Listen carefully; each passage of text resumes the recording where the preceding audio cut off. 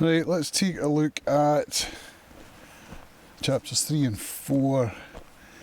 So we're back at Patriarch's Ponds after Voland has told the story of Pilate. Listen to the trees creaking. Trees creaking? Trees creaking. You might not hear that because I've got this mic on. So, yeah, they're kind of like, what? Beelzebub and Berlioz, they're bewildered by this story.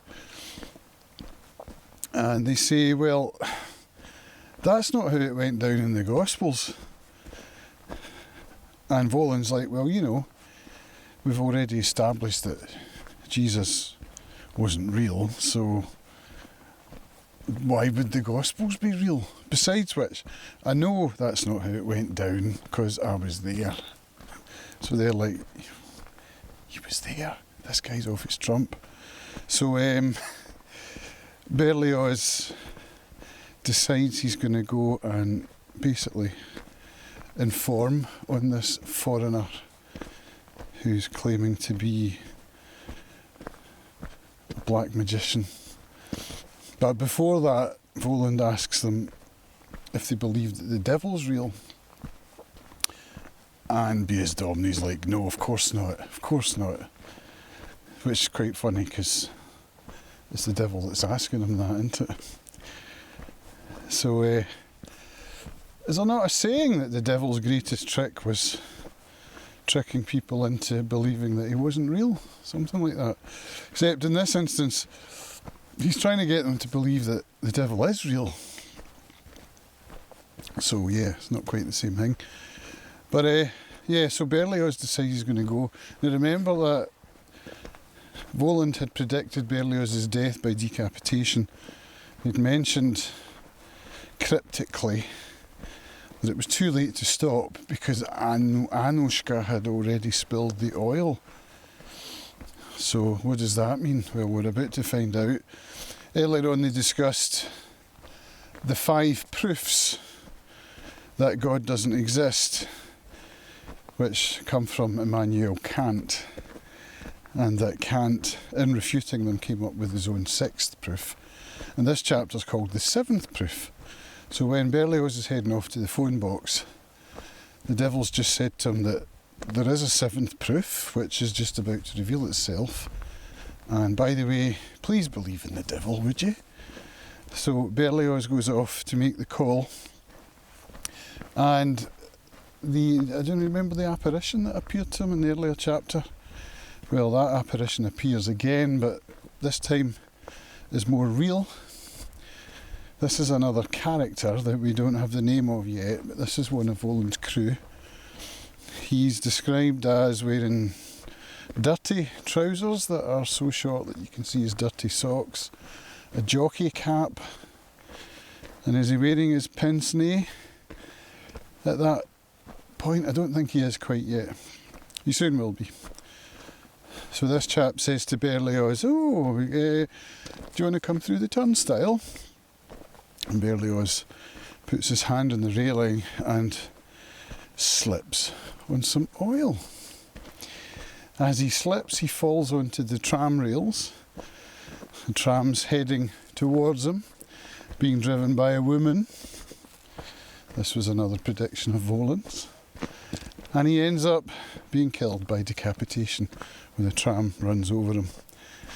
So it's not described in a gruesome way, it's described in a kind of slapstick way. That Berlioz's head, the chapter ends with Berlioz's head bouncing across the road. So yeah, the prediction came to pass. This is the 7th proof. Naturally, Beelzebub's kind of freaked out by this, and he hears some of the crowd who've gathered round Berlioz's decapitated body mentioning the name Anushka, who'd spilled the oil, and straight away his memories triggered in him that that's the name that Voland mentioned. What the hell's going on? So he goes to question Voland about it, and this is where we meet. This is where he meets this other character for the first time.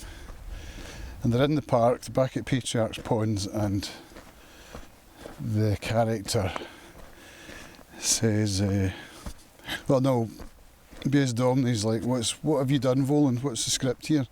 And Voland says, I don't speak Russian, what are you talking about? So this other character's like, why are you hassling this foreigner? How dare you? I'll report you. So he goes to grab this other character and he disappears, and then Voland disappears as well with him, and they end up reappearing at the gates to the park, along with a large black tomcat who's walking on his hind legs. And is he wearing a hat? I can't remember. The cat attempts to board a tram, and the tram conductor is like, get off, shoo, cat's not allowed. The cat had just tried to get on, not only to board the tram, but to pay for his ticket. And Bulgakov says something like, it wasn't the fact that the cat was trying to get on the tram that... I'm actually in the woods. We're going to have to walk down this fire break in a minute, but I wanted to show you just where I'm at. This is looking out towards the northern range of mountains, and it's just so fresh and cool and quiet and gorgeous. Or it was till the plane went overhead. Absolute silence is just so beautiful. And what a place to talk about books, huh? What a place. So yeah, I finished off talking about the cat getting on the tram in chapter 4, The Pursuit, and then my battery ran out on my mic because I hadn't planned ahead and charged it. So look at that. I've got a backup in my pocket just in case. Let me check this is recording as well. Yeah, we're all good. So, The Pursuit. The cat gets on the tram, and the punters are surprised, not so much at the cat getting on the tram, but the fact that the cat wanted to pay for his ticket. So the cat gets away on the tram, and the character in the checked trousers and jockey cap and pince nez has escaped on a bus. So that just leaves Voland. And so B.S. Domney sets out in pursuit of Voland, loses him, and then has an idea that he must be in a particular apartment.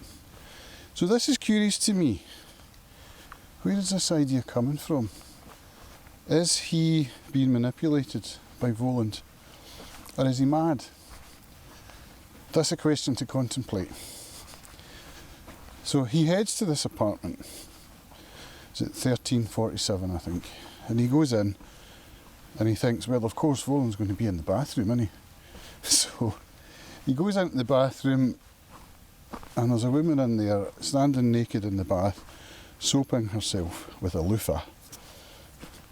And she shouts at him, get out, get out. She mistakes him for someone else and says, the other guy will be here in a minute, you better go. So I can't remember the names of the characters here, but the first thing that came to mind here was that this woman was having an affair, and the man with whom she's having the affair, she thinks, has sneaked into the bathroom for a bit of hanky-panky, and she's worried that her husband's going to be back any minute.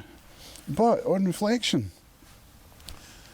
I think this is a communalka, a communal apartment of the sort that one found in the Soviet Union and in other places like Glasgow, for example.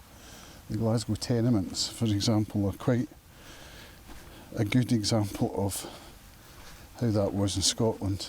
So anyway, it was a flat where a family would live in a room and they would share a bathroom and a kitchen. So it could just be that another resident of the house has come into the bathroom, and I don't know. I think that's what it probably is. So Bezdamni leaves, and on his way out he picks up some religious items, picks up an icon, which for those that don't know is an orthodox religious symbol, usually of a saint, a portrait of a saint, which would hang in the wall and would be used as something to pray to. So he takes this paper icon and a candle, and then he leaves. And now I'm having to negotiate a muddy fire break going right into the heart of the woods. This is going to be interesting. Excuse me while I negotiate my way under this. Doesn't this look fun, ladies and gentlemen? I negotiated it on the way up so I can get through it again. It's a shame it's not frosty as it's been the last few days, because I could just stomp right through that, or over it rather. Oh, into the mud we go, through the pines and the pines where the sun don't ever shine.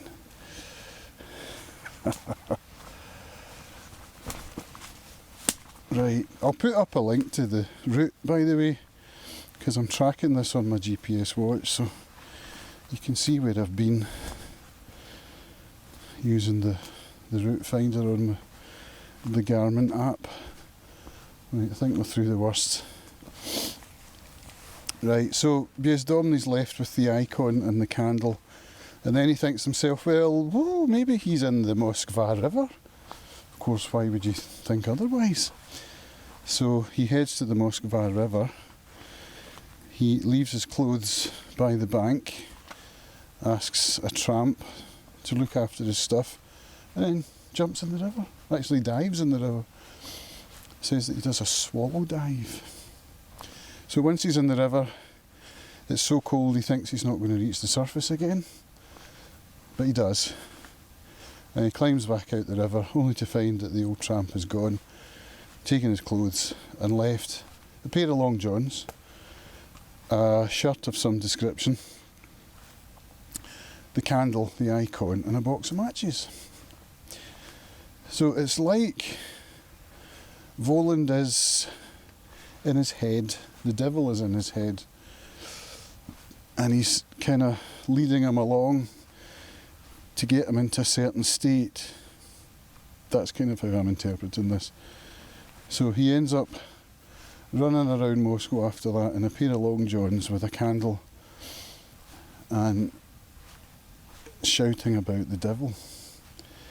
So he ends up, well, he sneaks through Moscow and makes his way to the Griboyedov. So this takes us into chapter 5, where I emerge from the woods back into daylight. It's stunning up here, man. I'm so happy I've got this on my doorstep. I'm so lucky, and that today is dry, because yesterday was horrible. And I thought I was going to, according to the forecast, it looked like 10 days at least of horribleness. Anyway, the Griboyedov, we're told, is the headquarters of Masalit. And Masalit is Bulgakov's parody of the kind of institutions that you found in the Soviet Union, where all the professions were gathered together into guilds, kind of thing.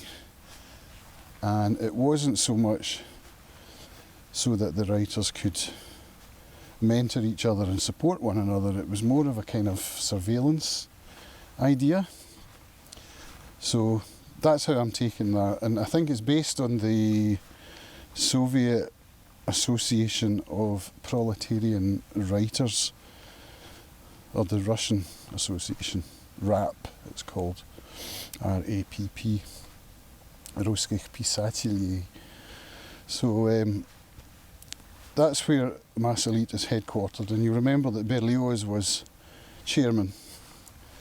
So we get a description of the Griboyedov, a bit of gossip about whose aunt used to own it and who Griboyedov was and blah blah blah. And we're treated to a description of Skaz narration. The Skaz narration, the word Skaz comes from Raskaz, which is to talk or to tell. Raskaji mnie, tell me. Skazka is a story. So this type of narration is common, made probably most famous by Zamyatin, and in this instance it's not pure Skaz.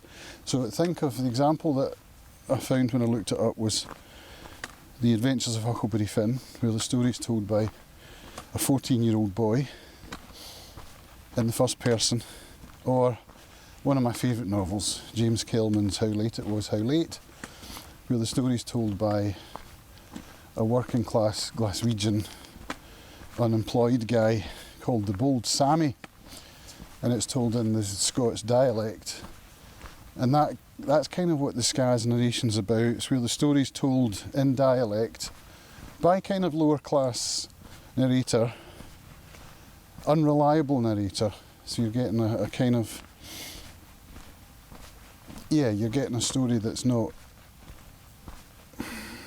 well, it is authentic. I suppose that's what one of the things that it is. It's authentic because it's being told by someone who's living that situation. But it's also characterised by kind of repetition, slang dialect, that kind of thing. So in this instance we've got a conversation between two guys, Ambrosi and, forget the other guy's name, Archibaldovich. I think that's someone else. But these two guys are talking about the restaurant in the Griboyedov and how it's cheap to eat there, the food's better than elsewhere, it's one of the perks of being in the Writers' Union, blah blah blah blah blah. And it's quite funny. It's humorous, that's another kind of feature of it, of this narration type. But then Bulgakov takes us back out of it again and says, well, that's all well and good, but, and then he says, follow me, reader. And we go back into the normal narration, for want of a better word. Now, the follow me, reader is one of the kind of most famous lines from the book, and it's included on the French flap of the Penguin Classic Deluxe Edition. On the back flap, where it says, "За мной, читатель," follow me, reader. There's a bit I missed out there where earlier on, when Bezdomny is making his way from having just come out the river to the Griboyedov, we're told that he hears the sound of the Polonaise from the opera Yevgeny Onegin, or Eugene Onegin, which is an opera written by Tchaikovsky, based on Pushkin's novel in verse. And this was really interesting to me. First of all, I love the music, so you can check out my Substack post where I've included a link to a YouTube video that shows the entire opera, but I've time-stamped it to the Polonaise. I saw it when I was in Odessa back in '96, and I've loved it ever since. So why particularly the Polonaise from Tchaikovsky, from Yevgeny Onegin? Because it's one of the most Russian pieces of art I suppose you can think of. And Bezdomny's a poet, he's an artist, so I mean he would know this opera very well, but I think, my experience, the Russians tend to be much more artistically aware, culturally aware of their history and culture than we are over here. They know of the literature and the music, etc. But Bezdomny most certainly was aware of it. And for him, it seems to me to be like a cultural touchstone that comes up, bubbles up from inside him into his head as a way of grounding him. So while all this supernatural stuff is going on around him and he's fearing for his own sanity, the devil's in town that kind of thing. He's got this cultural touchstone, this music he hears in his head from one of the most Russian novels by one of the most Russian composers of all time.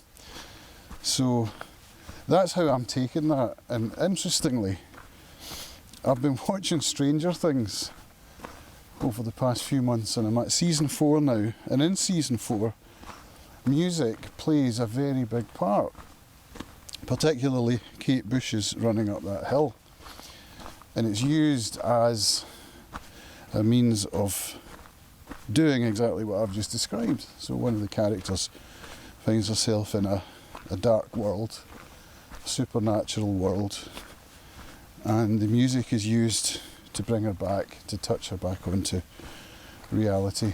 So isn't it interesting how, I mean, it's not, I don't think Stranger Things is basing itself on The Master and Margarita. I think this is a well-known trope, or it's not a trope, it's an idea that music is something that can ground us. Obviously it's used a lot in dementia patients to touch them back to, or to bring them back. You'll know yourself when you hear a certain song how it evokes memories and all of that kind of stuff. So that's why I think Piers Domney hears the opera Yevgeny Onegin. So we've had a description of the restaurant, we've established ourselves in the Griboyedov. We then follow the 12 board members of Massalit. They are wondering what's happened to Berlioz. They haven't heard yet that he's been killed. They dine. The jazz band strikes up a tune. We get a description of dancing, which sounds fun actually. And then we get a kind of description of a pirate character. And it got me wondering if this is an example of ostranение, which is defamiliarization, which is another Russian literary technique, or it's a literary technique that we see a lot in Russian literature, where something familiar is made unfamiliar by adding a supernatural element to it. And it was used in socialist realism and that kind of genre, but in this instance it's kind of the opposite. We've got something that's already weird and it's being defamiliarized by taking away the weird and making it mundane. So we've got this devil character who is described as being a pirate on the Caribbean, sailing under a Jolly Roger flag.